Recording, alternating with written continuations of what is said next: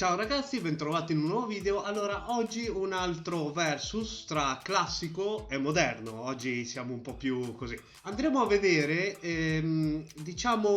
sì, faremo sto versus delle differenze tra Toca Race Driver, un titolo del 2002, e Grid Legends, un titolo del 2022, quindi sono passati 20 anni. Toca Race Driver, uscito all'epoca, era praticamente un punto di riferimento per i giochi di guida e poteva sembrare un simulatore, quindi aveva un focus sul realismo per l'epoca e consisteva in giocare attraverso diverse discipline di guida. Grid Legends, e ricordiamo che la serie Grid è il successore di Toca, presenta una grafica avanzata, sempre diverse discipline, ma ormai il suo focus sul realismo si è un po' perso perché è rimasto, per i tempi moderni, abbastanza arcade. Codemaster ha sviluppato entrambi i giochi e li porta avanti da, come stavamo dicendo, più di 20 anni. Grafica e tecnologia. Allora, Toca Race Driver sfrutta il motore Eagle che permette una grafica con modelli 3D non avanzatissimi, ma comunque per l'epoca erano abbastanza fatti bene, un'illuminazione abbastanza di base, delle texture non ad altissima definizione e una risoluzione di 640x480, 800x600 dipende dai sistemi, o addirittura su PC 1024x768 sui PC più spinti. Grid Legends presenta una grafica in 4K col motore Ego, modelli 3D molto più avanzati, ray tracing, illuminazioni e ombre molto più avanzate rispetto a quello che era Toca Race Driver.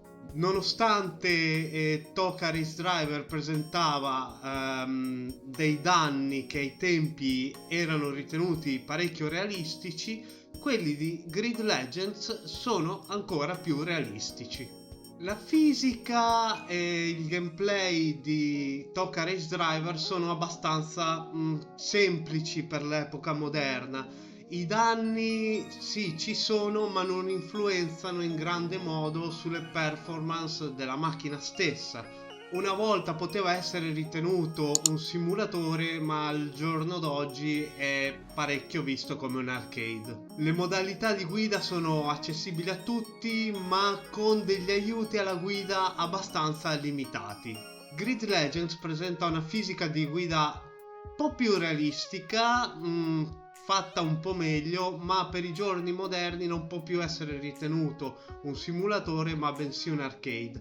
I danni alla macchina influenzano parecchio la guida della macchina stessa. Infatti, se romperemo una gomma sarà più difficile tenerla in strada. Le modalità di guida sono accessibili a tutti con una marea di aiuti e c'ha anche il tasto replay se sbagliamo qualcosa per tornare indietro. La modalità di gioco e i contenuti di Toca Race Driver vede campionati e carriera con dei filmati di base, sì, sempre filmati, però realizzati con i modelli 3D del gioco, quindi praticamente come se fosse un film d'animazione.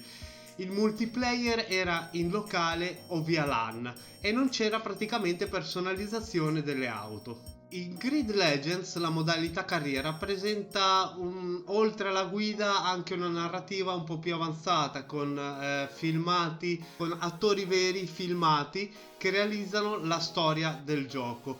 La personalizzazione della macchina può essere fatta attraverso le skin che fa la community.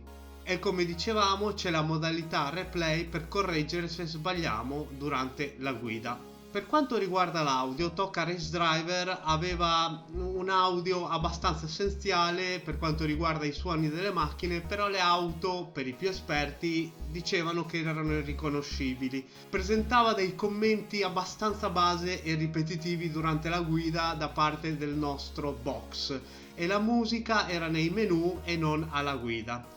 Grid Legends invece presenta delle musiche durante la guida anche che sono dinamiche, dipende cosa succede. L'audio con gli altri piloti e con i box è è un po' più variegato, è abbastanza incentrato su quello che sta succedendo e i suoni sono più realistici e immersivi.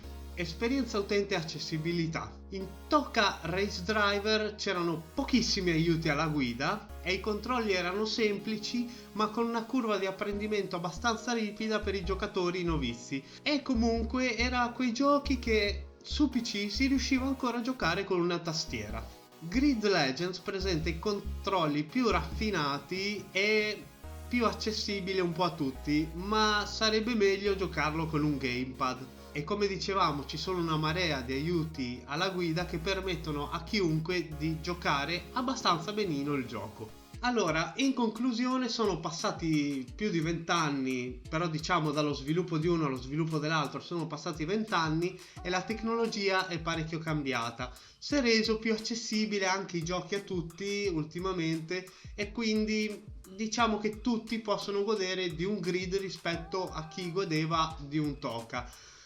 È una cosa buona, una cosa cattiva? A voi decidere. Per quanto mi riguarda, in più si divertono, per me, e più contento sono. Tanto se uno vuole settare la difficoltà massima, può sempre farlo. Cosa ci manca dei giochi del 2000? Beh, sì, un po' la semplicità, come dicevamo, poter guidare il titolo di corse con una tastiera e rimanere sempre sull'ambito della difficoltà, però anche no, va bene anche adesso un gamepad, tanto anche i gamepad si sono resi accessibili un po' per tutti.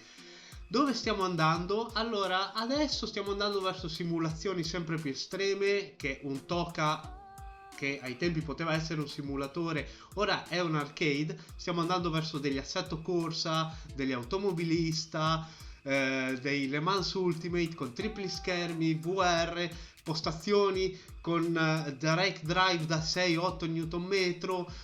Stiamo andando verso un estremo assurdo. Se prima usavamo i simulatori con la tastiera, ora abbiamo delle astronavi. C'è anche chi ha i sistemi a pistoni per le postazioni di guida dinamiche. Quindi sì, diciamo che il modo di divertirsi sta parecchio cambiando.